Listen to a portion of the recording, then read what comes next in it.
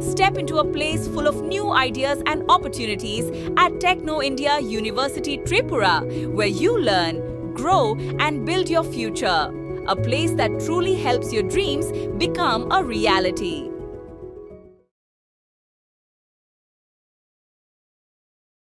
অসহায় বৃদ্ধা শান্তনা বালা দাসের বাড়িতে ত্রিপুরা বিধানসভার মুখ্য সচেতক তথা বিধায়িকা কল্যাণী সাহা রায় সংবাদ মাধ্যমে খবর প্রকাশের পর অবশেষে কাটল দীর্ঘদিনের অন্ধকার। জীবনের শেষ প্রান্তে এসে অসহায় অবস্থায় দিন কাটানো ত্রিপুরা খোয়াই জেলা তেলিয়ামুড়ার বৃদ্ধা শান্তনা বালা দাসের পাশে দাঁড়ালেন ত্রিপুরা বিধানসভার মুখ্য সচেতক তথা স্থানীয় বিধায়িকা কল্যাণী সাহা রায়। তেলিয়ামুড়া পৌর পরিষদের 15 নম্বর ওয়ার্ডের গামাইবাড়ি এলাকার বাসিন্দা শান্তনা বালা দাস। বয়সের ভারে নুয়ে পড়া এই বৃদ্ধা তীব্র অর্থকষ্ট ও একাকিত্বের মধ্যে দিন কাটাচ্ছিলেন। কোনো স্বজন পাশে না থাকায় এবং তার বেঁচে থাকার একমাত্র অবলম্বন বার্ধক্য ভাতা দীর্ঘদিন ধরে বন্ধ থাকায় পরিস্থিতি আরও করুণ হয়ে উঠেছিল। সম্প্রতি রাজ্য ও বহিরাজ্যের বিভিন্ন সংবাদ মাধ্যমে এই অসহায় বৃদ্ধার দুর্দশার চিত্রটি পুঙ্খানুপুঙ্খভাবে ফুটে ওঠে। সংবাদ প্রকাশের পরে বিষয়টি তেলিয়ামুড়ার বিধায়িকা তথা ত্রিপুরা বিধানসভার মুখ্য সচেতক কল্যাণী সাহা রায়ের নজরে আসে। খবর পেয়ে সোমবার তিনি নিজে ছুটে যান গামাইবাড়ি এলাকায় ওই বৃদ্ধার জীর্ণ কুটিরে। তার সঙ্গে বেশ কিছুক্ষণ কথা বলেন এবং শারীরিক ও সামগ্রিক পরিস্থিতির খোঁজ খবর নেন। এরপর বিধায়িকা নিজস্ব উদ্যোগে বৃদ্ধার হাতে নিত্য প্রয়োজনীয় খাদ্য সামগ্রী, অন্যান্য সহায়তা এবং নগদ অর্থ তুলে দেন। সংবাদ মাধ্যমের মুখোমুখি হয়ে বিধায়িকা জানান, কোনো একটি টেকনিক্যাল কারণে সাময়িকভাবে এই বৃদ্ধার সরকারি ভাতা বন্ধ রয়েছে। খুব শীঘ্রই যাতে পুনরায় তার ভাতা চালু করা যায় তার জন্য তিনি প্রশাসনিক স্তরে উদ্যোগ নিচ্ছেন। শুধু তাই নয়, আগামী কয়েকদিনের মধ্যে ওই অসহায় বৃদ্ধার বাড়িতে প্রয়োজনীয় বিদ্যুৎ সংযোগ, একটি পাকা ঘর এবং শৌচালয় নির্মাণ করার জন্য সমস্ত রকম পদক্ষেপ গ্রহণ করার আশ্বাস দেন তিনি।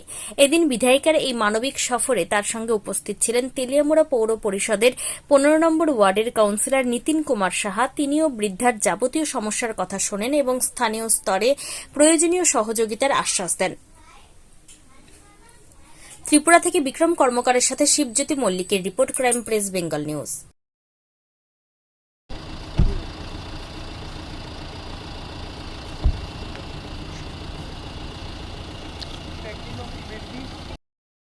আধার কার্ডটা আমাদের কাছে আছে, আমরা কয়েক কপি জেরক্স করে নেব।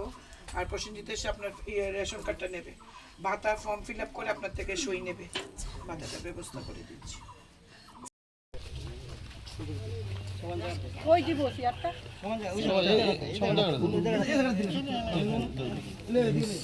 আপনাকে এসে দেখবে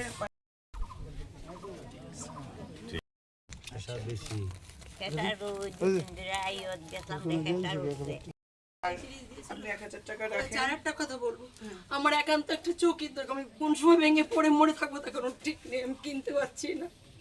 ভাঙা চোখে কোনো রকম নিউজ চ্যানেলের মাধ্যমে আমরা জানতে পেরেছি 15 নম্বর ওয়ার্ড এলাকায় একজন বৃদ্ধা অসহায় এবং অত্যন্ত শীর্ণকায়, চলাফেরা করতে পারে না, বাঁচার সংস্থান নেই, ভাতাটাও বন্ধ হয়ে আছে। কেন?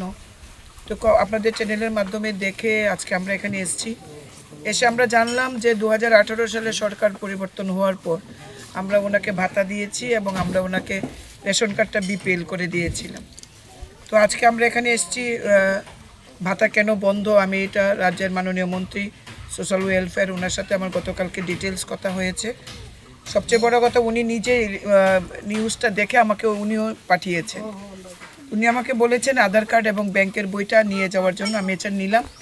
আর আজকে আমরা এখানে চাল, ডাল, তেল, মশলা, যার আগে সবজি, বিস্কিট, এগুলো সব আজকে আমরা দুটো পরিবারে, একটা ওই অসহায় বৃদ্ধা, আরেকজন অসহায় মহিলা রয়েছেন, ওনারও স্বামী নেই, দুটো পরিবারই আজকে আমরা প্রায় 1 মাসের খাদ্য সোমবার আমরা দিয়ে গেছি, শাক সবজি সব দিয়েছি।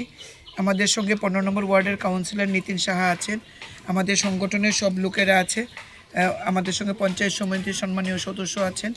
তো আমরা কিছু ক্যাশ অর্থ দু পরিবারেই 1000 টাকা করে অর্থ রাশি আমরা এখানে প্রদান করেছি।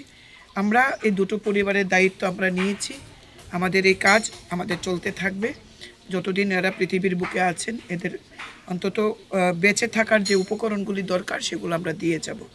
আগামী কিছুদিনের মধ্যে 2টি পরিবারে আমরা টয়লেট দেব, বিদ্যুতের কানেকশান দেব এবং বিছানাপত্র যা লাগে, বেডশিট, কম্বল যা লাগে 1-2 দিনের মধ্যে এগুলো আমরা পাঠিয়ে দেব।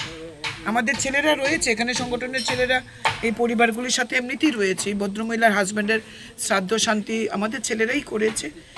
আমাদের একটাই, যেটা আমরা সেবাহী সংগঠন বলি, এটা আমাদের মুখের কথা না, আমরা কাজের মাধ্যমেও দেখাই। তো এতদিন এরা এদের পাশে ছিল, এখন আমরাও জুড়লাম, আমরা এই কাজটা করে যাব।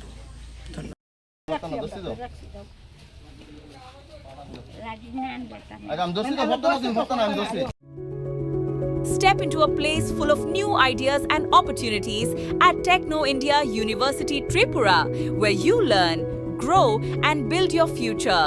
A place that truly helps your dreams become a reality.